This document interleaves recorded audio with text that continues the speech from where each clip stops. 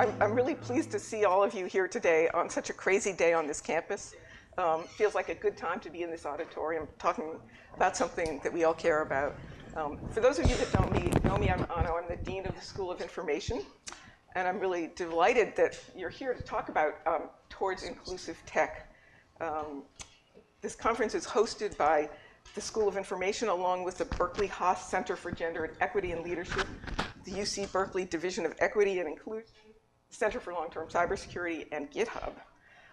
So as the dean of a school that sends most of our students to work in technology organizations, and as a longtime scholar of Silicon Valley, I believe that making technology industry and workplaces more inclusive of the full range of human differences is an important challenge, a really important challenge for anyone who cares about the future health of the US economy or the US society.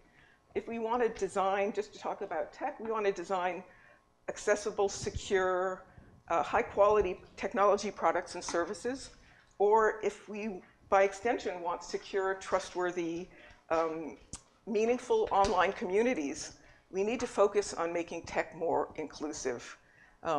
I'm not going to say a lot more because we have some great speakers who are going to speak about both why this is so important and also why we're having such a hard time achieving the goals that we believe are so important. The inspiration for this conference came from our advisory board. And I've asked Holly Liu, who's a member of the iSchools Advisory Board, to help you understand the thinking of the board. Holly is a graduate of the Master of Information Management and Systems program at the School of Information. She's a co-founder of Kabam, a billion-dollar entertainment and gaming company, where she served as a lead designer, a chief of staff, a head of international partnerships, and I think many other things until it was acquired. She's a model iSchool representative, and I'm going to turn it over to Holly to say a few words about why we're here. Thanks. Thank you so much, Anna, for that wonderful introduction, and thank you everybody for being here today. So I spent the last 10 years building and growing, it's really a mobile gaming company, and for those who are unfamiliar with gaming, it is probably not the most friendly place for people who are not male, mid-20s, likes to play games. And so I've been spending probably the last couple of months after we sold really kind of thinking about how honestly damaging that environment can be when we don't have inclusion or even diversity. Being a token woman on the co-founding team, and then just seeing kind of the effects of that, particularly over the summer when it's very lopsided in terms of who has the power and who doesn't. So when Anno and Christy had talked about this conference, I said, oh my gosh, this is amazing. You know, I spent the last 10 years hearing about studies say, research shows, I'm like, who is this? Where is it? But today, over these next 2 days, we actually get the front row seat to the latest research of, you guys have done a wonderful job getting some great speakers from academia as well as industry. So I just hope you enjoy your time here over these next 2 days. The other thing I would really encourage you, if you guys can, is to meet one another. I know there's a handful of folks from the industry as well as academia. I think the more that we can work together, the better we can have an inclusive tech. It's inclusive at Berkeley. How do we bring this more into the industry? So thank you very much. Thanks, Holly. This isn't turning green.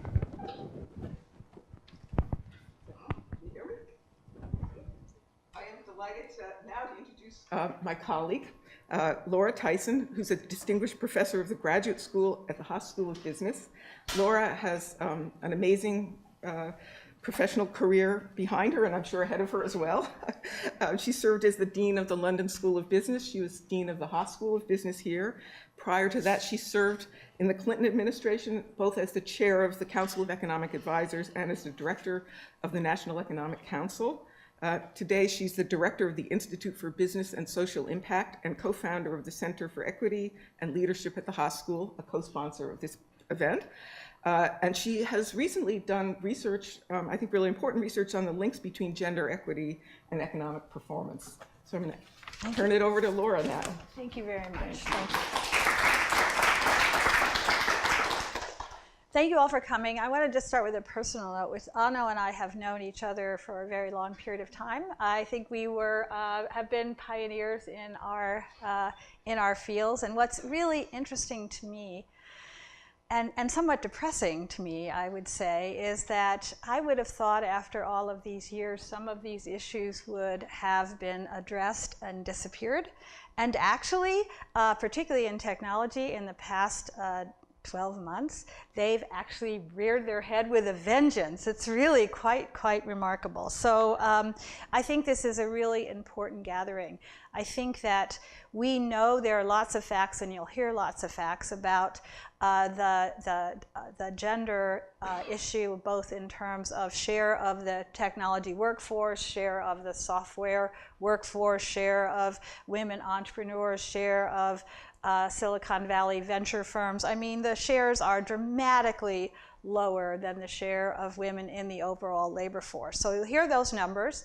You'll also hear numbers that say that part of the picture is that women remain underrepresented in STEM fields, particularly in those STEM fields that are most likely to lead to technology jobs. So that remains an issue.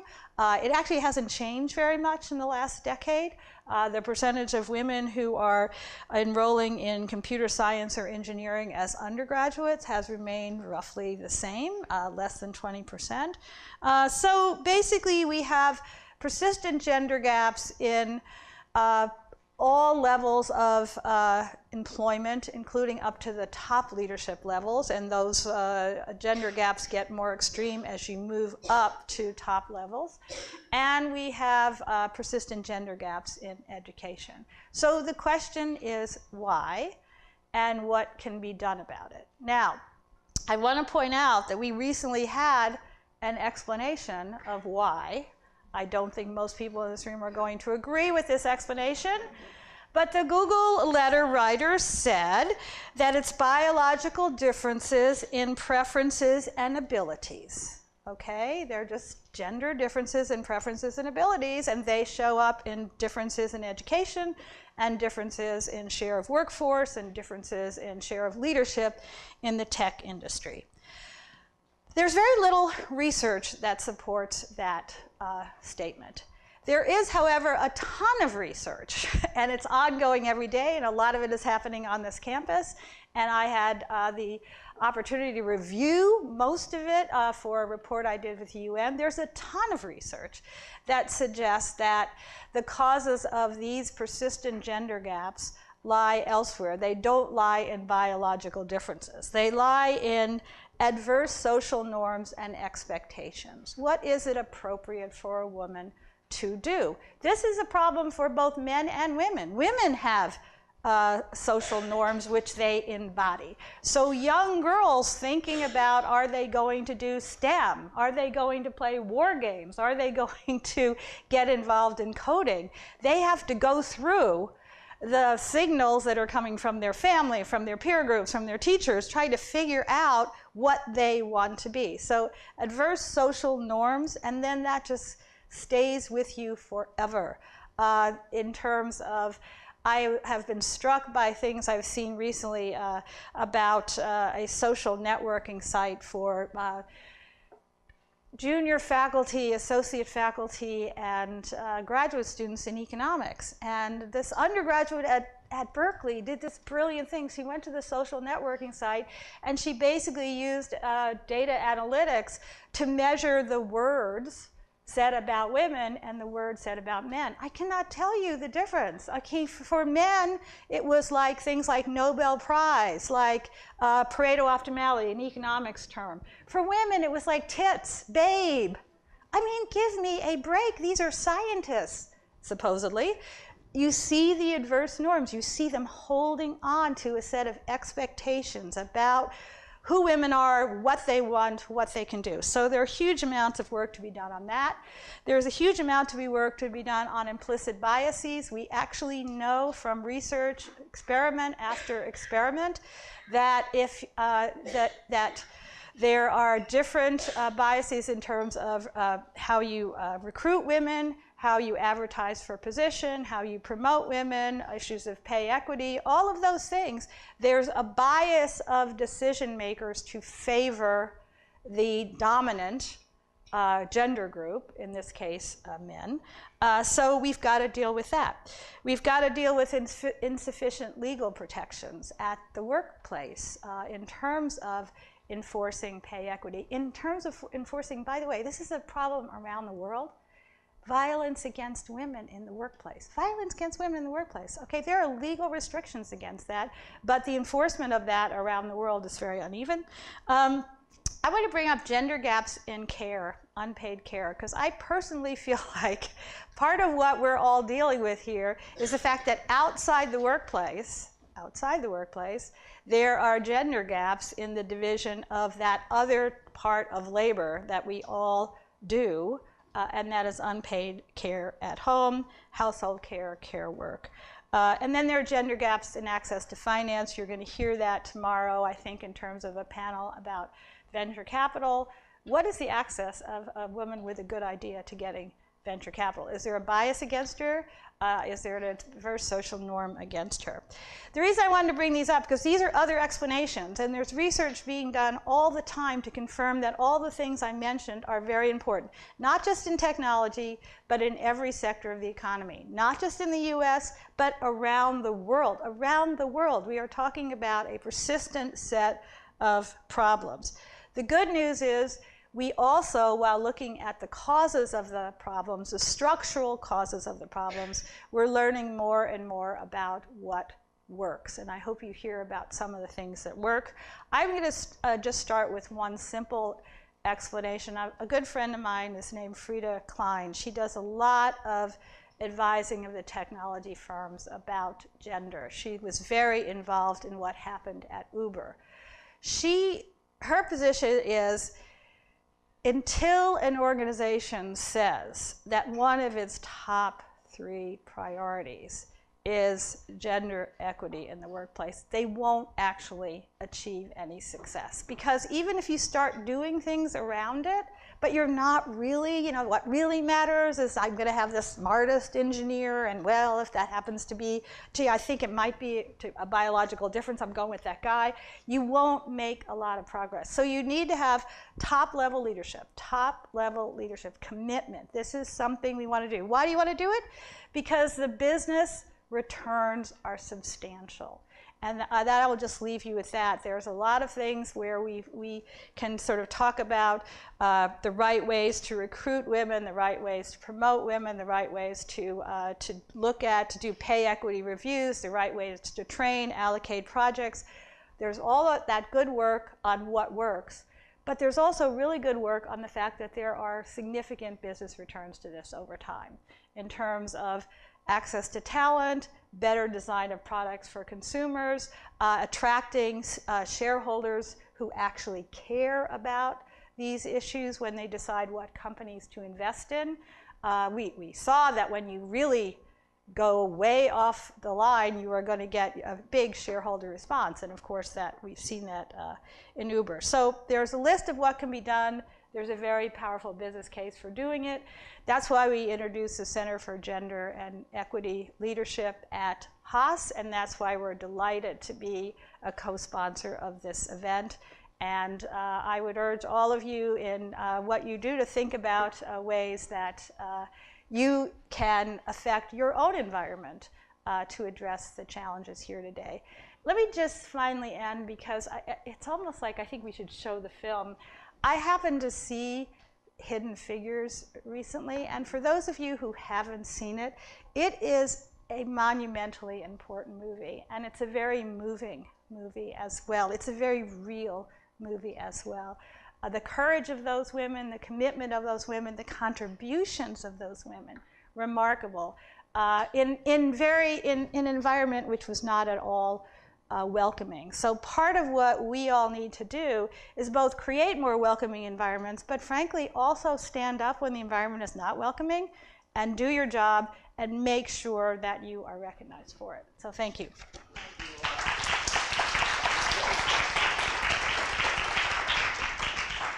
Thank you so much, Laura. Really couldn't have said it better.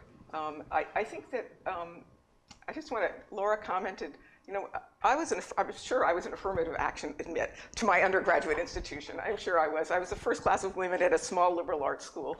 And when I came to Berkeley, I thought, okay, this is just going to make progress. We're going to moving upward, and there's going to be more women, and we're all going to, and you know, it's like it's just stopped. It stopped, really yeah. has stopped. And I don't really understand why, and I hope that we can, over the course of the next 2 days, really start to interrogate why it is that these things have stopped, even in places like a university. I mean, higher education, and I want to broaden this conversation beyond just organizations, businesses, to universities, and also to the other groups that are not so much included in many of these workplaces. It's not simply women, although there's a really clear story about women. But we also see that there are groups that are well underrepresented. They're much better represented in the population than they are at the university, in the tech workplaces. And these are, you know, groups of ethnic differences or different sexual identities. I mean, there are many different groups. We tend to be a society that seems to be organized around, you know, a white male model, I hate to say. And it really is what has created some very successful organizations.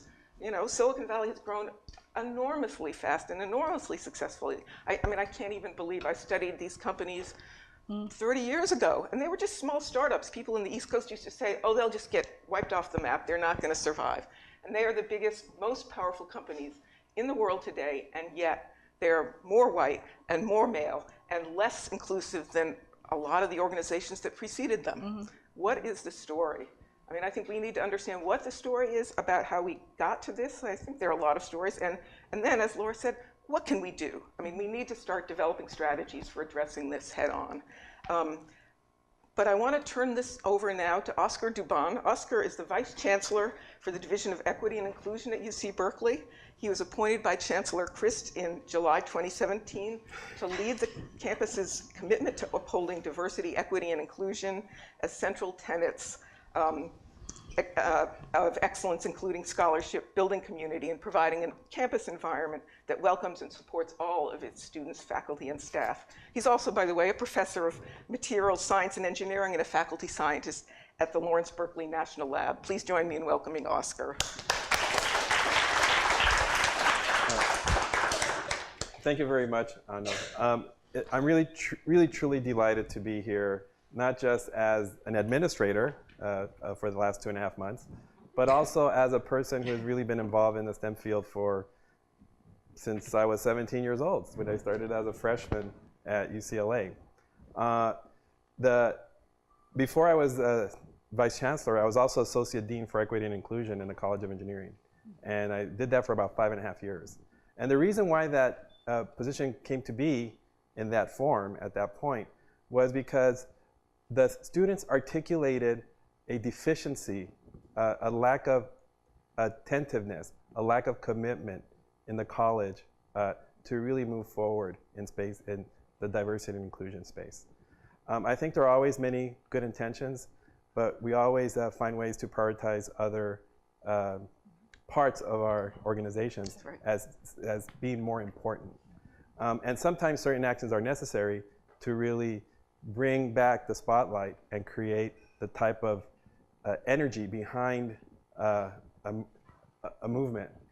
I think we're experiencing that nationally right now, and trying to find ways to find energy, to find ways to come together and to really have a society that is more inclusive and that embraces all forms of diversity, from racial, ethnic, gender identity, disability, and so many others.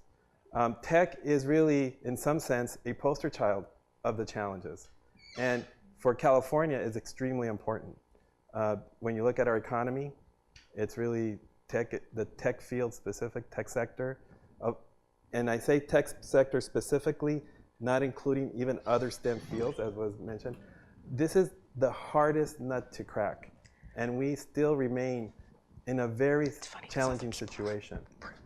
If our tech spaces were more like what I see here, we'd be much further along. But guess what? They're not. And so one of the actions that I encourage you to think about is, what bold actions can we take, not just speak to each other, but beyond those who we know are allies and advocates. We need bold actions. We cannot just do business as usual. So one of the things that I'm trying to do right now in E&I, and equity and inclusion, is really think about what are bold actions. Because when I look at where we're at 8 years ago, when we started our strategic plan, and where we are now, the numbers have changed a little bit. But what really concerns me is that the climate really hasn't improved. In fact, one can argue that when we ask how much do people feel respected, that number actually either is the same or lower now than it was 8 years ago. So that means that despite all the efforts that we're doing, maybe we're just doing enough to maintain where we're at, but that's not good enough. And so that means we need to find ways to be much more, be more bold, be more assertive. Find those allies that are not within our typical groups, and make sure that we build those bonds. I totally agree that organizational change doesn't just happen from the ground up. It really needs to be seen from the top down. And that's one of the things that I really focus a lot at the end, actually, when I was an associate dean, where if we don't, here in the college, if we don't get our faculty to own issues around diversity and inclusion, then everything else isn't going to move, because we are that constituency that is stewarding the institution. So how does that look for your organizations? If we don't reach that point of impact, then we're not going to move forward. So I think that's a really important thing. The other part that I think is challenging is sometimes we think a lot about actions we can take, but really need to think about policies, actions, and how the research and the evidence that you are sharing here is informing those. So from the policy standpoint, I think one of the things that's really important is to understand how equality and equity are not the same. Sometimes we focus a lot on equality, making things the same. But treating people the same is actually not treating people fairly. And I think that's sometimes a challenging concept to really internalize and understand. How can we build policies so that they're equitable, not just equal? Hopefully at some point those two become the same, but we're definitely not there. So I think thinking about policy in that way really matters. The other part is practice. We need to practice. We need to take actions when we're practicing that are bold. They just can't be incremental, because otherwise it's geologic times, the way change happens. We really need to think about bold actions. And I really want to encourage you to think about what bold actions can you take. So I have 2 bold actions that I feel very strongly about. One bold action is if the campus is really interested in diversity, and as for undergraduate students, if we really feel that that matters, then let's make the standardized test scores a measure of preparation, not a measure of merit, right? And then that makes us, by doing that, then we can think about how much do we have to support students who are meritorious to also be here on the same playing field. How many students can we support in all this? And then we can develop further policies that lead to that.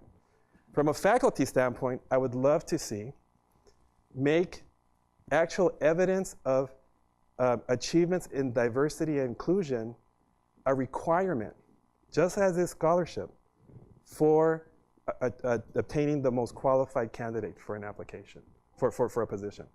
Just making that statement is already indicating, as you mentioned, as Laura mentioned, that it really does matter what are the statements that we're making. So actually those are 2 things that I really want to make sure happen. They may seem a little incremental, but in the end, they're not going to be, I think, because it really changes the perspective of how we value equity and inclusion.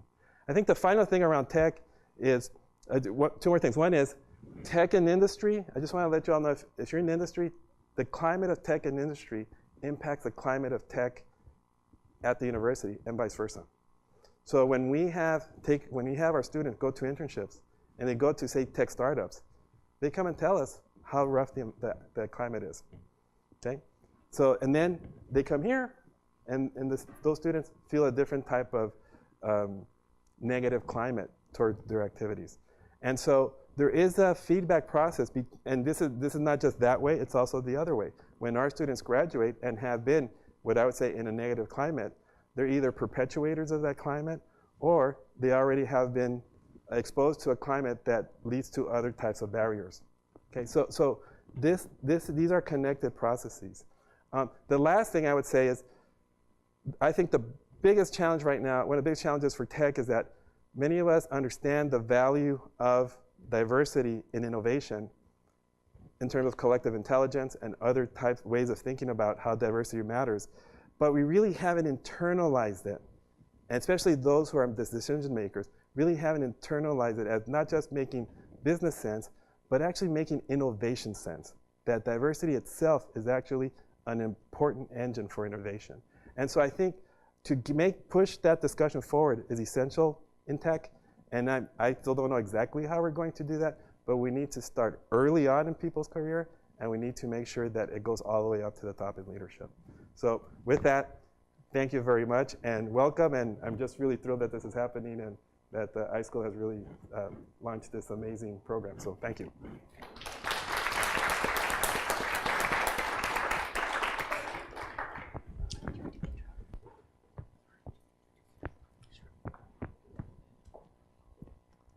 All right, thank you so much, Oscar. My name is Morgan Ames. I'm going to be your host over the next day and a half. I'm a postdoc in the Center for Science, Technology, Medicine, and Society, and in fact, an alumna of the Information School and an alumna of the Computer Science Department here. And when I started here at Berkeley 18 years ago, there were some things that were quite different. For example, this building we are in right now was not here. There was just a grassy an ivy-filled hill here. So there have been a number of things that have changed a lot on campus. There's a commitment, as always, to diversity. There's a commitment to inclusion. There are some things, though, that haven't changed. And it's those things that I think we are here today to address. One thing that we really want to focus on in the next day and a half is what we can do to change the old model, the models that we have been following for the last 25 years to try to diversify the tech field, but haven't really shifted the needle very much. We haven't been able to change the numbers significantly. And in fact, some of the revelations in the last year that Ellen Pao and other brave individuals have brought forward have really, in a way, pulled back the covers of things that have really been going on all throughout.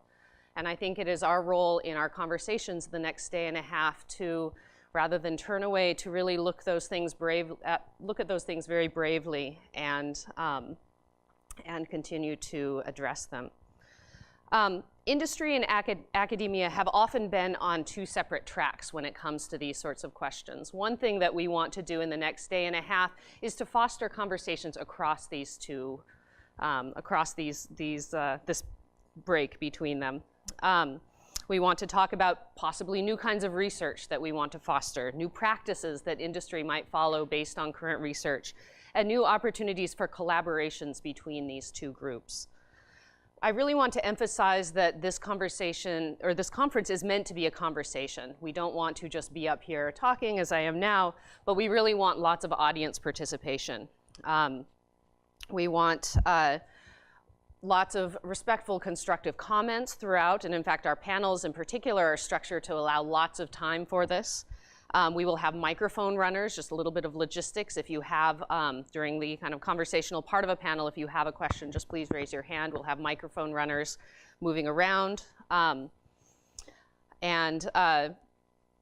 We tried to build this conference to be constructive from the beginning. This is why we asked for your pronouns, preferred pronouns, for example, and why we have a code of conduct in place. So if you have any questions about that, I'm very happy to answer them, as well as the other organizers. And I hope, as your MC, I'm able to help foster this conversation over the next day and a half. We have some really phenomenal voices in the room, and I don't want to take up any more time right now. I'm very happy to hand it over to our first keynote. Are we all prepped?